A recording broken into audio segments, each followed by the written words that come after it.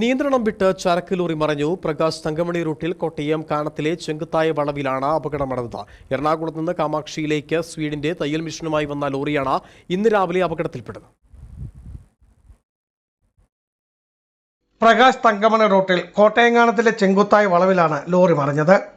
തലകീഴായി മറിഞ്ഞ ലോറി വലിയ കട്ടിങ്ങിൽ നിന്നും താഴേക്ക് പതിക്കാതിരുന്നതിനാൽ വൻ അപകടം ഒഴിവായി. BMBC നിലവാരത്തിൽ റോഡ് നിർമ്മാണം പൂർത്തീകരിച്ചിട്ട് ഏതാനും ആഴ്ചകളെ ആയുള്ളൂ.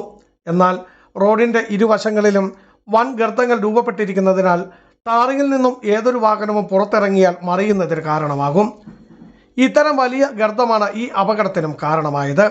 കൂടാതെ റോഡിലെ വളവുകൾക്ക് സിഗ്നൽ ബോർഡുകൾ ഇല്ലാത്തതും റോഡ് പരിചയസമ്പന്നരല്ലാത്ത ഡ്രൈവർമാർ അപകടത്തിൽപ്പെടുന്നതിനും കാരണമാണ്. ഇതേ സ്ഥലത്ത് മുൻപും അപകടങ്ങൾ പതിവാണ്. എറണാകുളം കളമശ്ശേരിയിൽ നിന്നും ഇടുക്കി കാമാക്ഷിയിലേക്ക് സ്വീഡിന്റെ തയ്യൽ മെഷീനുകളുമായി വന്ന ലോറിയാണ് ഇന്ന് രാവിലെ 7:45 കൂടി അപകടത്തിൽപ്പെട്ടത്. ഡ്രൈവർ എറണാകുളം സ്വദേശി നൌഷാദ് തലനാരിഴയ്ക്കാണ് പരിക്കേൽക്കാതെ രക്ഷപ്പെട്ടത്.